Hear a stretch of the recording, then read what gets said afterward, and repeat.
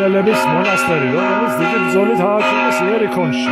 მიუხედავად იერუსალიმის პატრიარქის წინააღმდეგობისა. და ახლა მათ აქვთ უკვე მონასტერი და ქართველებს არაფერი და ამაზე ვაიმხნევთ ახალი მონასტერი მაინც შექმნათ.